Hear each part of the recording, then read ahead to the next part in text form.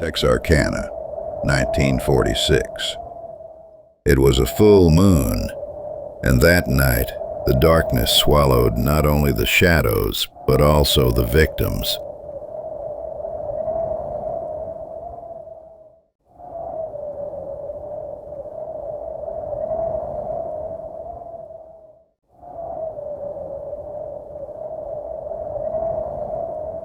Spring 1946. A quiet town on the Texas-Arkansas border, Texarkana. The war had just ended. People were trying to rebuild their lives with hope. But on one of those quiet nights, instead of hiding things, the moonlight would reveal them. A couple sat in their car talking quietly. A slow jazz melody played on the radio. And suddenly, a metallic sound emerged from the darkness. The glass shattered. The young man collapsed onto the steering wheel. The woman screamed. Gunshots echoed. Then, only the howling wind remained. Texarkana had now fallen under the shadow of a monster that would come to be known as the Phantom Killer.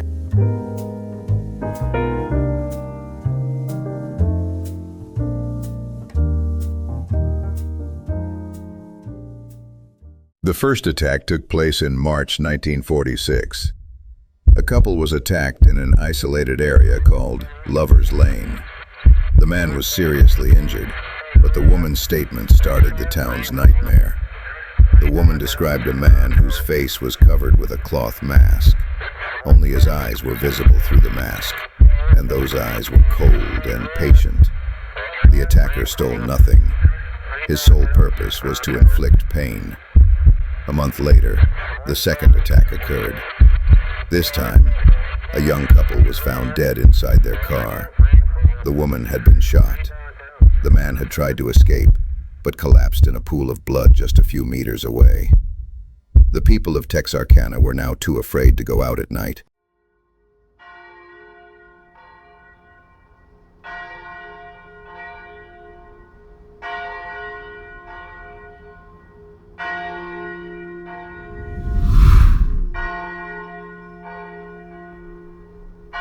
The police were doing everything they could, but the evidence was insufficient. At that time, forensic science was not as advanced as it is today. Many crime scene reports were based on witness statements. The town emptied out at night. The lights in the houses went out early. Some families sent their children to other cities. Gun sales skyrocketed, and the Phantom Killer made another appearance. This time, one of the victims was inside their home. So now, no one was safe.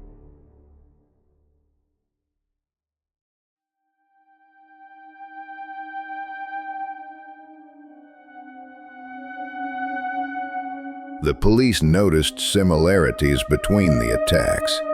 All victims had been killed around midnight on weekends, and the attacker always struck when there was moonlight. Newspapers sensationalized the story. "Phantom Killer terrorizes Texarkana." The headlines further panicked the townspeople.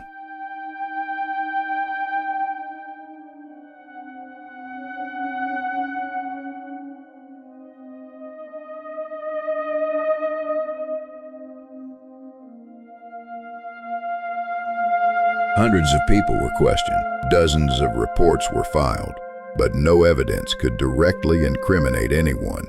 It was as if the man had vanished into thin air. There was one suspect, Ewell Swinney. He was a man with a criminal record for minor offenses. His wife had said things that implied he had committed the murders, but witness testimony was insufficient at the time. Swinney was sentenced to life in prison, but he was never charged with the murders.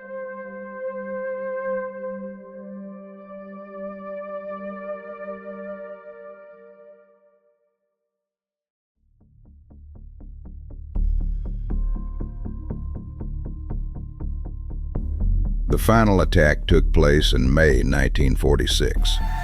Phantom attacked a married couple this time. The man was shot. The woman managed to escape. The police arrived at the scene amid the neighbors' screams, but the attacker was already gone. After that, no one ever saw a phantom again. The attacks suddenly stopped. Just as they had begun, they ended quietly. But the town was never the same again. The Phantom Killer was never caught. The incident was adapted into the 1970s film, The Town That Dreaded Sundown. But this did not overshadow the truth. Even today, elderly people in Texarkana still say this as they close their windows at night. When the moon is full, leave the lights on. Perhaps this is just an urban legend, but perhaps the phantom is still breathing somewhere. Texarkana nights are still quiet. The wind carries whispers from that time, and every full moon, someone still seems to hear her Lonely name. streets and the midnight air No one saw that carry night, echoes of that but snare. everyone heard.